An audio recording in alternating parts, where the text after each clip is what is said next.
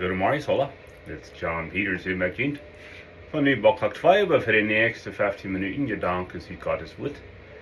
En we zijn vandaag aan het boek Filippa, kapitel 3, geschreven van Paulus, Vol 3.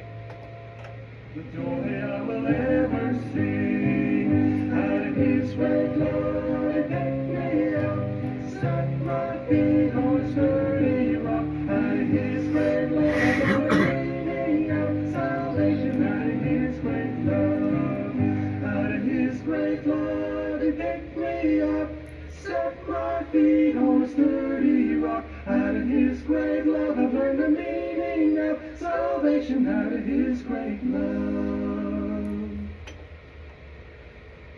Alright. Ik dacht dat ik weer opvang met een interessante vrouw waar ik deze week los.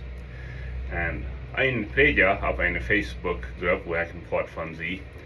Die vroeg de volgende vrouw. Hij vroeg waar we arm en einfach im Himmel zijn. En hij zei dat niet gezegd voor vrouwen. Hij zei hij kon gleich in de schrift sogar vinden dat die Buße gedaan hadden. Dat het leid weer. Dat die zich bekeerd hadden. Wegen Adam deed je Eifer beschuldigen, en Eifer beschuldigte Schlangen, en so wieder. Wie de Frucht von Buße, draaiden ze zich tegen God. Hij wist gleich niet als hij dat vinden kunnen in de schrift. En ik leeg verschillende antwoorden motiveren, en ik vang zelfs aan te grabbelen, die te beden. En ik was het dit zijn. Adam en Eifer deiden Buße, Adam en Eifer deed leid, en Adam en Eifer waren im Himmel zijn. Jo, zij hadden de eerste zin begonnen. En wegen der eingehorsam als de ganze Welt voll sind, wegen Nachkommenschaft hat die Sünde zu mitgearbeitet. Eigentlich kann nicht mehr tun, ob die Sünder sind. Dat is einmal klar und das ist einmal bereit zu sein. Wir sind mitgearbeitete Sünder. Dat is waarom ons een Heiland fehlt. Aber die Antwort die Frau, deiden Adam en Eifer Buße, jo, en ik had de volgende Ursachen dafür, wo ich das weet. Wenn Gott kam darauf und redet mit ihnen, jo, sie beschuldigen sich untereinander und so weiter. Sie wären menschliche Sachen. Aber was hat Gott? Gott hat ein Tier schlagen zum Ernst bedecken. Was wird die Bedeckung? Das wird eine Vergebung. Wenn die wir Blut vergoten werden. Und weet je wat, sie nehmen die Kleider an, was Gott ernst mit bedecken hat. Das wird ein Teken von Buße. Noch ein Teken von Buße wir, wo Adam seine frühe Namen gab. Hij nahm daar zum ersten Mal Eifa, oder Eifja, die Mutter von allen, sagt er. Und so, dort wir noch weiter ein Teken von Buße, hij hat noch weiter Hoopning, nicht so? Und drittens, Gott hat ein Versprechen, der Heiland wird kommen, der Rara, das wird von Adam und Eifa Nachkommenschaft sein. Und der selbst wird ernt und Nachkommenschaft raten. Drittens, sie hatten gläubige Kinder, so wie Abel und Seth. Von wo kommt das? Das kommt von einem göttlichen Heim. Und so, ich weiß nicht, ich bin mir 100% klar, dass Adam und Eva waren im Himmel sein, wie waren die da sein. Und dann war ich das Tophaken mit der Weihnachtsgeschichte. Eva Nachkommenschaft kam. Die kam durch Juda, das jüdische Stamm. Die kam durch David und durch Josef und Maria. Und die kam hier auf Erde, nicht wie Gott selbst auf Erde. Und er schafft die Erlösung. Warum? Wenn ich und du können gleich. Ich und du können uns selbst gleich raten. Wir hatten gleich genug Geld, um die Schuld zu tun. Wir hatten gleich genug Worten, was wir können tun. Wir hatten gleich genug Thron. Wir hatten gleich genug Buße, um den Himmel jemals verdienen. Und ich sage Jesus, ich werde das an alle betonen, dann brauchst du den Himmel gleich verdienen. Du brauchst das bloß annehmen. Johannes 1,12, Johannes 3,16 und durch die ganze Schrift. Ist das nicht wundervoll, diese Weihnachtsgeschichte, was wir führen können? Ich lese es, das Leid sagt, Welt ging verloren, aber Christus ist geboren. Ist das nicht wundervoll? Und so, Wir sind in Filippa Kapitel 3 und ich dachte, ich würde vielleicht die erste Allvers lesen hier. Vor allem, liebe Geschwister, freut euch darüber, dass ihr mit dem Herrn verbunden seid. Er sagt, freut dann der Fuß Timer switchen, oder Eva wechseln, und sagte, was ich euch im Folgenden schreibe, sind Dinge, die ich euch schon früher gesagt habe. Mir macht es nicht aus, mich zu wiederholen. Und euch gibt es einen umso größere Sicherheit im Glauben. Ich habe irgendwo geschrieben, so dass wir sicher sein im Glauben und dass wir abpassen. Ich habe es geschrieben, sagt er, aber das fehlt zu wiederholen, sagt er. So, das wird wichtig sein. Nehmt euch in Acht für den unreinen Hunden. Er sagt, die sind Huing manchmal. Und ich will sagen, dass die Huing zu der Zeit, dass wir ein unreines Tier.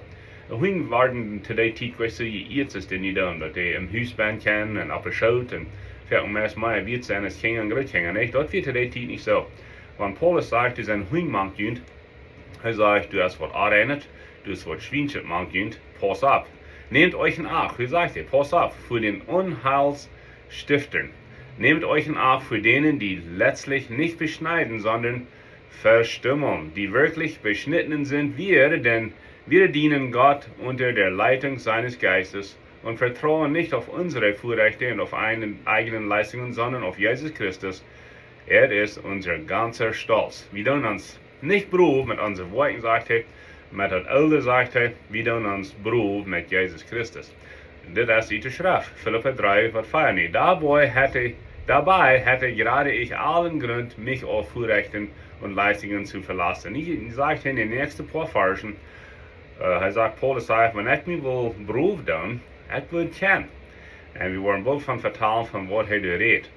Und dann sagt er in Vers 7, über diese Dinge habe ich alles abgegeben, für was anderes, ich habe es vertuscht, sagt er. Und wir wollen wohl von reden, von was die Dinge wir. Und was habe er vertuscht?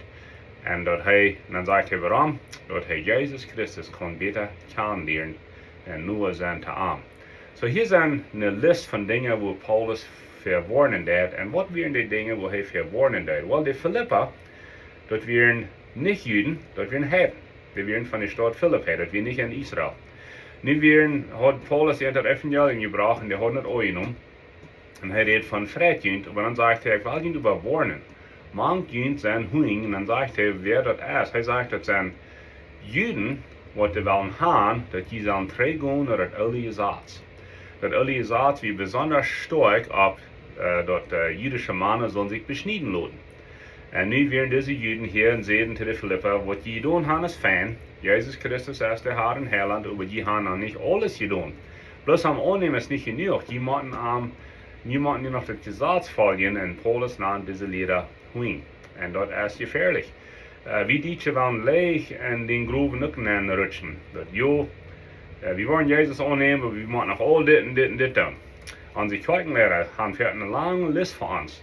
Und merken uns das Leben einfach miserabel sein. Und dann haben sie eine lange Liste, Jesus annehmen ist fein, aber dann haben sie noch einmal 10, 15 oder 20 Dinge. Sollen sie antragen, ein Wort waschen oder nicht ein Wort waschen. Ein Dirk, sollen sie uns sagen, verschiedene Dinge kommen dann ab, nicht so? Nicht das tun, nicht dort tun. Das ja, Mennoniten-Gemeinden, die sind sich alle einig, sie wollen schwarze Porte erfahren. Und dann haben sie da was Bier tun, nicht so? Andere Gemeinden, wenn sie sich nicht fertig haben, die rieten das Radio dafür zurück. Das ist mich schuld, wenn die sollen nicht mehr horchen. Anyway, Paulus der in Timotheus sprechen. Du hast nicht bitter Jesus, du hast nicht, was je kann tun zu Jesus, um jene Seiligkeit verdienen. Dann redet er von, wenn ich heute wollt, religiös sein, oder wenn ich heute wollt, mich puchen über das Gesetz, ich würde haben können, sagt er. Sagt er, ich bin ein Israelit, ich bin ein Jude, ich bin von der Stamm Benjamin, ich bin sogar ein Pharisäer, ich bin ivrig für das Gesetz. Ich würde kein puchen, sagt er, aber nicht sagt er, das habe ich alle vertuscht. Er sagt, das habe ich alle abgegeben für Jesus Christus. Dann sagt er auf einer Stelle, meistens, wenn ich wünsche, ich hätte keinen gehört, für mich ist das ein Verlust, sagt er. Dass der Jengsteiten gegen Jesus Christus. Wenn wir wollen uns leicht berufen, wir wollen leicht puchen, vielleicht mal hat wir die Botschaft in der über YouTube zu hören über die Demut. Wo Jesus ist das Beispiel von der Demut. Paulus sagt hier, ich würde mich kein Bruder doen, aber dat is mir actually im Stich, sagt dat alle wat ik ha, en dat alle wat ik had, ik wil bloß Jezus beter kennenlernen.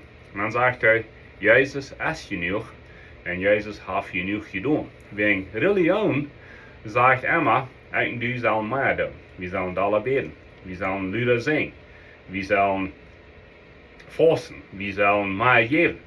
Aber Jezus sagt die Dinge gleich. Jezus sagt, Wunder, besiegt mich, sieh dich bei mir, en dan hast du genoeg, dus de vrede en de vrede. Deze mensen wat hier komen te de Filippa zeiden, joh, dat is alle goed, we gaan het nog maar doen, die werden aardig.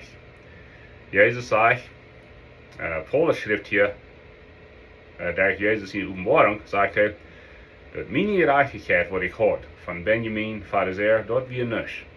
Hij gebruikt sogar dat bijspel, dat is plus mal, uit een mes. En dat komt van het woord, wat uit een Karperi komt. Hij zegt, mijn gerechtigheid is plus een mes, zegt hij. Wat er taal dat, zegt hij, is te geloven in Jezus Christus. Dat is hier in Filippa kapitel 3. Alright? Hij streeft zich naar Christus, hij streeft zich naar zijn gerechtigheid, en dat vinden we dan in vers 9.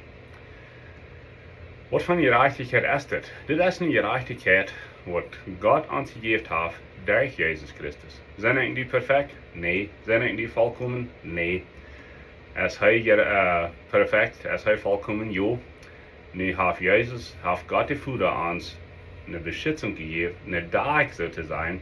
En dat is de gerechtigheid Jezus Christus. So, wanneer hij ons zit, dan zit hij bloos gerechtigheid. Is dat niet een wondervolle leer?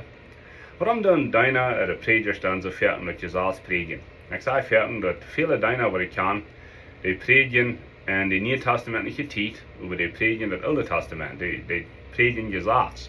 Waarom doen die dat? Dan zijn ze maar wann je niet zo en zo worden, dan wordt God zo en zo. Maar dat is het Oude Testamentliche jezelf.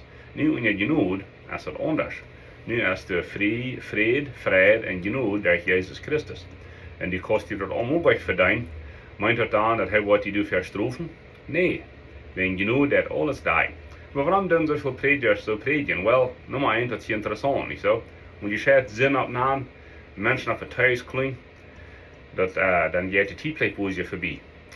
Iemand heeft gezegd, hark maar, nadat wo die prediker het meeste van predigen deed, en du hebt er zelfs trouble met. Dat wil ik nog eenmaal zeggen, hark maar, nadat wo die prediker het meeste van predigen deed, en du hebt er zelfs trouble met. Waarom doen leren en predikers zo veel een predigen van die moeten zo, en wanneer niet, en zo en zo? Wel, die doen wel niet de mensen controle. Die willen wessen een verg zijn, en wanneer ze dat kennen, dan hebben ze de mensen onder ihre controle. Wanneer je harken en je zijn predikers uit deiner, loop me te je vertellen. Dat is niet die kerk, dat is niet die gemeente, dat is Jezus Christus zijn. Pas op, wat du als een schubhard man ramhoemeren des. De leven een schubhard zijn, is Jezus weer. Vol daarmee, vol lijf, vol barmherzen. En door de waarheid predigen, de waarheid dat wie zijn zender. Jezus Christus is gekomen. En dat gaat niet te verdienen. En dat is allemaal niet die gemeente. En dan wordt je ook vrede hebben. Hoeveel verlangt religion? Veel meer als wie even deel kan brengen. Veel meer arbeid, veel meer werken, veel meer troon als we ons worden hebben. Wanneer wat moet je nu doen om de zaligheid verdienen? Geen mijn vriend. En deswegen heeft Jezus dat gedaan en heeft alles betoeld. Paulus zegt hier sogar in vers 3, hij heeft geen zekerheid in dat vlees. Dat vlees dat zijn die werken, dat is aan streven, aan doen. Hij zegt, hij heeft geen zekerheid in dat. Hij zegt, hoe is de zekerheid? In Jezus Christus. En zegt hij wordt zich met dat puchen. Is dat niet wondervol? Ik krijg dus dit kleine geschichtje, wo dus man 3 jongens had. En hij had iemand tegen gezegd, speelt niet te dichtbij beim Riefer. Een dag speelden ze te dichtbij beim Riefer en vallen alle neer en zwommen mijlen en mijlen den Riefer de lijn. En als ze endlich te land kwamen, waren ze 50 mijl van thuis. Dat weet je immer. En dan vangt een jong aan een boom te zetten en een vriend onder wat hij zegt, ik wil me een schat doen en dan wil ik geen stroom 2 roeden naar den voeder. Het tweede jong die vangt zich aan telen te meer. Vrienden ze wat is? Wat zegt ik wel een sticht meer trainen den voeder. De derde jong die merkt zich een zeld en luurt. Vrienden ze wat is? Wat zegt dat de voeder die wat komt, die wordt aanzeten. Ik kan niet in luren. One von diesen 3 Jungs, die das spiste, und ich genoeg, das stimmt. Die wordt ganz ruhig luren da in den Fuder. Wenn die Fuder, die schafft ihre Lesung, dort haft diese Weihnachtszeit gedaan. Wir doen uns denken haben. Und wir sind dankbar dafür, nicht so? Amen und Amen. Mocht het Mut brengen und mocht uns das lehren, dass wir können gleich verdienen. Dort Filippa 3 lesen, dann wollen wir das auch wollen. Amen.